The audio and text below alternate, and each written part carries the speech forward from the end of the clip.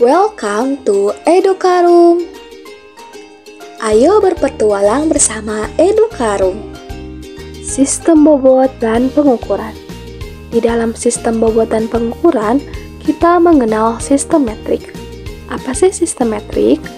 Sistem metrik adalah sistem bobot dan ukuran yang diterima secara internasional dan merupakan sistem resmi United States Pharmacopoeia atau USP dan National Formulary atau NF. Sistem metrik digunakan dalam bentuk penulisan resep, order obat, dan formula farmaseutik. Pada sistem metrik, liter digunakan untuk satuan cairan, meter untuk satuan jarak, dan gram untuk satuan bobot. Sistem metrik. Pada volume terdapat satuan kiloliter, hektoliter, dekaliter, liter, desiliter, sentiliter, dan mililiter. Sedangkan pada berat atau massa terdapat satuan kilogram, hektogram atau ons, dekagram, gram, desigram, sentigram, dan miligram. Baik itu volume ataupun berat, setiap turun satu tingkat atau satu anak tangga, kita kalikan 10, sedangkan setiap naik satu tingkat, maka dibagi 10. Pada berat, kita juga mengenal mikrogram, nanogram, pikogram, femtogram, atogram, zeptogram, dan yoktogram. Dari tabel tersebut, dikatakan bahwa mikrogram bernilai 10 pangkat min 6 gram. Ini artinya dari gram ke mikrogram turun 6 tingkat sehingga dikali 1 juta, misalnya 9 gram. Jika ingin dikonversikan ke mikrogram, kita harus mengkalikan sejuta. 9 kali 1 juta adalah 9 juta. Maka 9 gram senilai dengan 9 juta mikrogram. Contoh soal sistem metrik. Seorang apoteker di industri membuat tabel paracetamol 500 mg. Berapa tabel yang dapat dicetak jika memiliki paracetamol 1 kg? Di soal dikatakan bahwa satu tablet seberat 500 mg. Yang ditanyakan adalah jika beratnya 1 kg, kamu memperoleh berapa tablet? Mari kita jawab. Sebelumnya kita konversikan dulu. Kita konversikan kilogram ke miligram. Dari kilogram ke miligram itu turun 6 tingkat, sehingga kita kalikan sejuta. 1 kilogram senilai dengan 1 juta miligram. Maka 1 tablet per 500 mg sama dengan X tablet per sejuta miligram. Kita kali silang, 500 mg kali X tablet adalah 500X dan 1 tablet dikali sejuta miligram.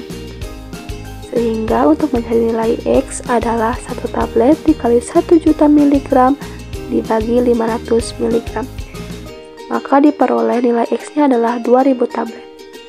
Jadi, tablet yang dapat dicetak jika paracetamolnya adalah 1 kg ialah 2000 tablet. Latihan soal. Suatu inhaler dengan merek Ventolin yang mengandung 200 mg salbutamol cukup digunakan untuk 250 inhalasi. Berapa mikrogram salbutamol yang terkandung dalam setiap inhalasi? Di soal dikatakan bahwa inhaler tersebut mengandung 200 mg salbutamol yang digunakan untuk 250 inhalasi. Yang ditanyakan ialah jika satu inhalasi, berapa mikrogram salbutamol? Mari kita jawab. Sebelumnya kita konversikan dulu dari miligram ke mikrogram. Karena yang ditanyakan dari soal ialah berapa mikrogram, sehingga kita konversikan dulu dari miligram ke mikrogram. Dari miligram ke mikrogram itu turun 3 tingkat, sehingga kita kalikan 1000. 1 miligram senilai dengan 1000 mikrogram. Maka 200 mg per 250 inhalasi dikali 1000 mikrogram per 1 miligram, sehingga diperoleh hasilnya ialah 800 mikrogram. Jadi, yang terkandung dalam setiap inhalasi ialah sebesar 800 mikrogram salbutamol. Soal berikutnya ialah konversikan menjadi nilai mikrogram per mililiter. Yang pertama ialah trigliserida 250 mg per desiliter. Yang kedua asam folat 20 pikogram per desiliter. Yang ketiga kreatinin serup 3 mg per mikroliter. Dan yang keempat ialah antigen 5 nanogram per desiliter. Untuk langkah awal kita menuliskan dulu konsentrasinya. Nomor 1, konsentrasinya ialah 200 mg per 1 desiliter. Langkah selanjutnya ialah mengkonversikan pembilang. Satuan pembilang nomor 1 ialah miligram, sehingga kita harus konversikan dulu dari miligram ke mikrogram. Dari miligram ke mikrogram itu turun 3 tingkat, sehingga harus dikalikan 1000.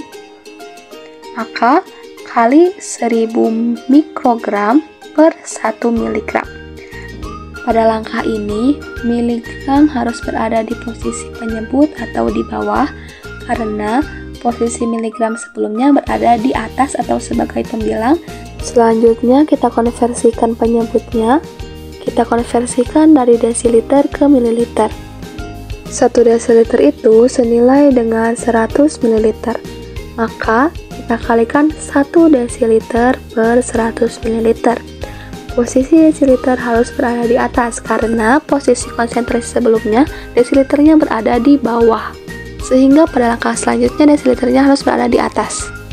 Jadi 200 mg per 1 desiliter dikali 1000 mikrogram per 1 mg dikali 1 desiliter per 100 ml. Sehingga diperoleh 2500 mikrogram per mililiter. Nomor 2, kita awali dengan menuliskan konsentrasinya, yaitu 20 pikogram per 1 desiliter. Kemudian kita konversikan pikogram menuju mikrogram. Dari pikogram menuju mikrogram itu naik 6 tingkat, sehingga dibagi 1 juta. Sehingga 1 pikogram itu senilai dengan 0,00001 mikrogram. Maka langkah selanjutnya ialah dikali 0,00001 mikrogram per 1 pikogram. Dan dikali 1 desiliter per 100 ml. Sehingga diperoleh nilai hasilnya ialah 0,000002 mikrogram per mililiter. Nomor 3 seperti langkah sebelumnya, 3 mg per 1 mikroliter dikali 1000 mikrogram per 1 mg dikali 1 mikroliter per 0,001 ml. Dan diperoleh hasilnya ialah 3 juta mikrogram per mililiter. Untuk langkah nomor 4 sama seperti langkah-langkah sebelumnya, 5 nanogram per 1 desiliter dikali 0,001 mikrogram per 1 nanogram dikali 1 desiliter per 100 ml. Maka diperoleh nilai hasilnya ialah 0,00005 mikrogram per mililiter. Soal selanjutnya ialah suatu obat injeksi mengandung 30 mikrogram dalam setiap 6 ml. Berapa miligram obat dalam setiap 10 ml larutan? Di soal dikatakan bahwa terkandung 30 mikrogram dalam setiap 6 ml. Dan yang ditanyakan ialah berapa kandungan obat dalam setiap 10 ml. Mari kita jawab. Langkah pertama ialah menuliskan konsentrasinya, 30 mikrogram per 6 ml. Langkah kedua ialah menuliskan konversinya. Untuk nomor 3, kita harus mengkonversikan dari mikrogram ke miligram. Maka dikali 0,001 mg per 1 mikrogram. Dan langkah yang terakhir ialah menuliskan satuan konsentrasi yang ditanyakan. Untuk nomor 3, konsentrasinya ialah 10 ml, maka 30 mikrogram dikali 6 ml dikali 0,001 mg per 1 mikrogram dikali 10 ml dan diperoleh hasilnya ialah 0,05 mg. Jadi dalam setiap 10 ml larutan yang terkandung ialah sebesar 0,05 mg. Soal selanjutnya, suatu obat injeksi mengandung 15 mikrogram dalam setiap 6 ml. Berapa mililiter obat yang mengandung 0,1 mg zat obat? Di soal dikatakan bahwa setiap 6 ml terkandung 15 mikrogram. Yang ditanyakan ialah berapa mililiter obat yang terkandung dalam 0,1 mg zat obat. Mari kita jawab. Langkah pertama menuliskan konsentrasinya 6 ml per 15 mikrogram. Lanjutkan dengan konversinya. Dikali 1 mikrogram per 0,001 mg dan dikali 0,1 mg sehingga diperoleh hasilnya ialah 40 ml. Jadi obat yang mengandung 0,1 mg adalah sebesar 40 ml.